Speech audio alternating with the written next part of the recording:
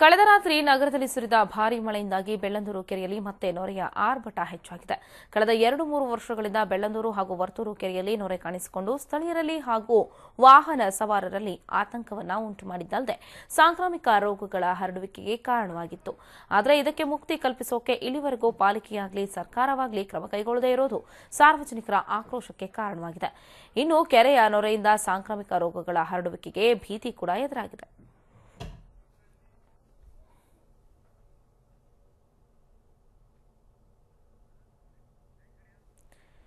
ವರ್ತೂರು ಕೆರೆಯ ಈ ಒಂದು ಸಮಸ್ಯೆ ಎಂದಿಗೂ ಮುಗಿಯದ ಸಮಸ್ಯೆ ಆಗ್ತಾ ಇದೆಯಾ ಅನ್ನುವಂಥ ಒಂದು ಅನುಮಾನ ಕೂಡ ಮೂಡುತ್ತೆ. ಯಾಕಂದ್ರೆ ಇಲ್ಲಾಗಲೇ ನಾವು ನೋಡ್ಬೋದು, ಸಾಕಷ್ಟು ಬಾರಿ ಪ್ರತಿಭಟನೆಗಳನ್ನು ಮಾಡಿದ್ದಾರೆ ಅಲ್ಲಿರುವಂತಹ ಜನರು ಮತ್ತು ವಾಹನ ಸವಾರರಿಗೆ ಹೋಗ್ಲಿಕ್ಕಾಗಲ್ಲ ಅಂತ ಸುದ್ದಿ ಟಿವಿಯಲ್ಲೇ ಸಾಕಷ್ಟು ಬಾರಿ ವರದಿಯನ್ನು ಕೂಡ ನೋಡಿರ್ತೀರಾ.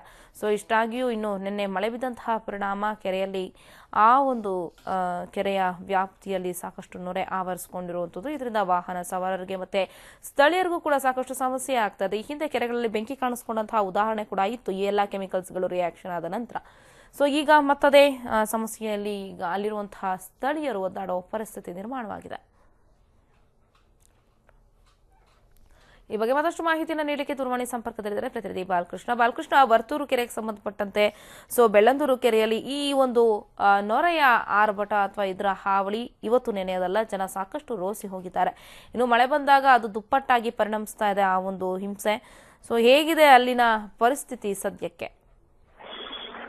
ನೆನೆ ಎಂದಿನಂತೆ ನೊರೆ ಇವತ್ತು ಸಹ ಸಂಬಂಧಿತವಾಗಿದೆ. ಅದರಿಂದ ನಿನ್ನೆ ಅದು ಮಾಡಿದ್ದಾಗಿ ನೊರೆ ಅತಿ ಹೆಚ್ಚು ಬರುತ್ತಿದ್ದು, ಈಗಾಗಲೇ ಅದು ಸ್ಥಳೀಯರಿಂದ ದುರ್ಘಟನೆಗೆ ಹಲವು ದೂರುಗಳನ್ನು ವ್ಯಕ್ತಪಡಿಸ್ತಾ ಇದ್ದಾರೆ. ವಾಹನ ಸವಾರರಿಗೂ ತೊಂದರೆ ಆಗಿತ್ತು ಬೆಳಿಗ್ಗೆ. ಈಗಾಗಲೇ ಸ್ವಲ್ಪ ಬಿಸಿಲು ಬಂದಿರೋದ್ರಿಂದ ಅದಕ್ಕೆ ಮೊದಲು ನೊರೆ ವಿಪರೀತವಾಗಿತ್ತು. ಆ ಹಿನ್ನೆಲೆಯಲ್ಲಿ ಅಧಿಕಾರಿಗಳು ಸಹ ಭೇಟಿ ನೀಡಿ ಸ್ಥಳ ಪರಿಶೀಲನೆ ನಡೆಸಿ ಹೊರಟಿದ್ದಾರೆ. ಆತಂಕದ ಪರಿಶೀಲನೆ ಮಾಡಿರುವ ಅಧಿಕಾರಿಗಳು ಯಾವುದೇ ರೀತಿಯ ಪರಿಹಾರಕ್ಕೆ ಮುಂದಾಗಿಲ್ಲ ಎಂದು ಸ್ಥಳೀಯರು ದೂರು ವ್ಯಕ್ತಪಡಿಸ್ತಾ ಇದ್ದಾರೆ. ಥ್ಯಾಂಕ್ ಯು ಬಾಲಕೃಷ್ಣ, ನಿಮ್ಮೆಲ್ಲ ಡೀಟೇಲ್ಸ್ಗಾಗಿ.